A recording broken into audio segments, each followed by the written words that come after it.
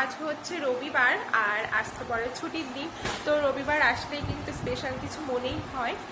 তো চলো, আমার কিন্তু সকালবেলায় কিন্তু আমার স্নান করা, পুজো দেওয়া, খাওয়া দাওয়া সব কমপ্লিট হয়ে গেছে। আর এখন দুপুরবেলায় হচ্ছে আমি এখন রান্না করব মাংস। তো আজ হচ্ছে মেন কথা, আমাদের বাড়িতে কেউ নেই, কারণ সবাই ঘুরতে গেছে, মানে আমার ননদ বাড়ি, আমার শ্বশুরবাড়ি, সবাই আমার ননদ বাড়ি ঘুরতে গেছে। আর ওইদিকে হচ্ছে মা গেছে মামা বাড়িতে। তো যাই হোক, এইদিকে হচ্ছে আমার পিসি শাশুড়ি আমাদের বাড়িতে বেড়াতে এসছে। তো এখন আমি মাংস টাংস রান্না করব।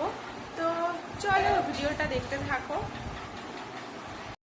এইদিকে দেখো, আমার বর কিন্তু বাজার করে নিয়ে চলে এসেছে, কারণ আজকে কিন্তু বাড়িতে কেউ নেই। তো দায়িত্বটা ওর উপরই পড়েছে। সাধারণত কিন্তু আমার শ্বশুরমশাই শাশুড়িমাই বাজার করে, আর ও খুবই কম যায়, যায় না বললেই চলে। তো তারপরে কিন্তু আমাকে অনেকটাই হেল্প করে দিল। এই দেখো, মাংস টাংস ধুয়ে দিল, তারপর হচ্ছে এইদিকে মশলাটাও করে দিয়েছে। আর ও কিন্তু অনেকটাই হেল্প করে আমাকে আমার রান্নার সময়। হচ্ছে ও যদি থাকে বাড়িতে তো বলে যে এটা ওটা করে দেই, যথেষ্ট হেল্প করে। আর পিসিমণি কিন্তু এখন আমাদের বাড়িতেই রয়েছে। আর একটু পরে হচ্ছে পিসিমণি বেরিয়ে যাবে, মানে খাওয়া দাওয়া করে তারপর পিসিমণি বাড়ি চলে যাবে আজকে। কালকে রাত্রের দিকে হচ্ছে পিসিমণি এসছে। তো যাই হোক, তাড়াহুড়ো করে রান্নাটা করছি। তারপর খাওয়া দাওয়া করে আমার বরই হচ্ছে পিসিমণিকে ট্রেনে তুলে দিয়ে আসবে। তো পিসিমণি আসলে, দাদা আসলে আমার বরই সাধারণত ট্রেনে তুলে দিয়ে আসে, মানে আমাদের বাড়ির কাছে যেহেতু স্টেশন, বাইকে করে 5 মিনিট লাগে। তো হচ্ছে বললো যে পিসিমণিকে যে খাওয়া দাওয়া করে তুলে দিয়ে আসবে। আর একটু মেঘলা মেঘলা ওয়েদার, তো একা একা যেতে পিসিমণি কষ্ট হয়ে যাবে। তো তারপরে দেখো, আমি মাংসটা সামান্য লেবুর রস, একটু হলুদ, একটু লবণ দিয়ে খুব সুন্দর করে মাখিয়ে রাখছি, কিছুক্ষণ রাখবো। তো জলের দিকে তোমাকে পিসিমণিকে সঙ্গে একটু দেখাই। তো এই যে হচ্ছে আমার পিসিমণি, পিসি শাশুড়ি ভীষণই ভালো, আর ভীষণ ভালোবাসে আমাকে। আর আমি একপাশে তরকারিটা করে নিচ্ছি, আর একপাশে ভাতও বসিয়ে দিয়েছি যাতে তাড়াতাড়ি করে হয়ে যায়। আর তো চলো দেখো, কথা বলতে বলতে তোমাদের সঙ্গে আমার রান্নাটাও কিন্তু হয়ে যাচ্ছে। তো আর মাঝে মধ্যে কিন্তু পিসিমণির সঙ্গে একটু গল্প করে নিচ্ছি।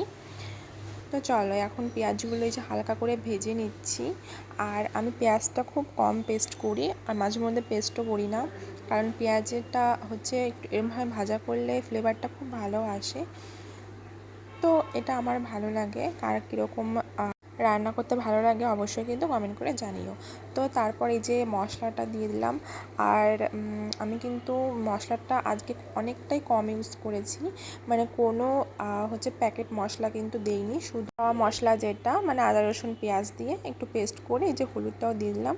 তো এইভাবেই সিম্পলভাবে রান্না করব। পিসিও মশলা খেতে চায় না, আর আমার বড়ও হচ্ছে খুব একটা মশলা পছন্দ করে না।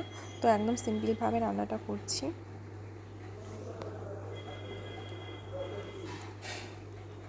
আর এরপরে হচ্ছে যে কিছুটা টমেটো কুচিও দিয়ে দিলাম।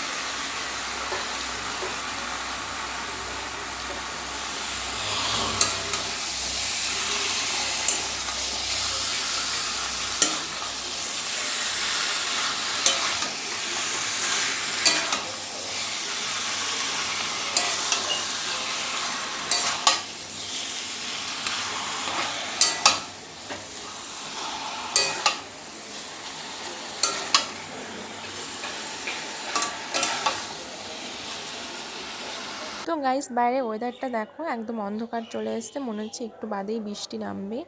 আর এইদিকে হচ্ছে মাংসটা আমি জল দিয়ে দিয়েছি। তো জল দেওয়ার পরে গরম মশলাও দিয়ে দিয়েছি, কিছুটা জাল হলে নামিয়ে নেব। যেহেতু আমি কাঁচা লঙ্কা দিয়েছি তো খুব একটা কালার হয়নি, কিন্তু কাঁচা লঙ্কার টেস্টটা কিন্তু দারুণ হয়। তো তো ভাত গুছিয়ে নিলাম। এটা হচ্ছে ভাত, সঙ্গে কচু শাক, আর এখানে আছে মাংস। তো চলো এখন সবাই খাওয়া দাওয়া করে নেব। তো পিসি হচ্ছে এখনই বেরোবে, এখন যাবে হচ্ছে আমার কাকার শ্বশুর বাড়ি, তো সেখান থেকে রেডি হয়ে তারপর উনি এখন বেরিয়ে যাবে। তো সন্ধ্যাবেলায় কিছু একটা খেতে ইচ্ছা করছিল, তো আমার বর হচ্ছে এখন চাপাতি বানিয়ে দেবে, তো সেটাই চেষ্টা করছে। তো বেশ ভালোই লেগেছে খেতে, তার সঙ্গে একটুখানি এই যে মাংস নিয়ে নিয়েছি। কারেন্ট নেই আর বাইরে বৃষ্টি হচ্ছে। তো চলো গাইস, ভিডিওটা এখানেই শেষ করছি, টাটা।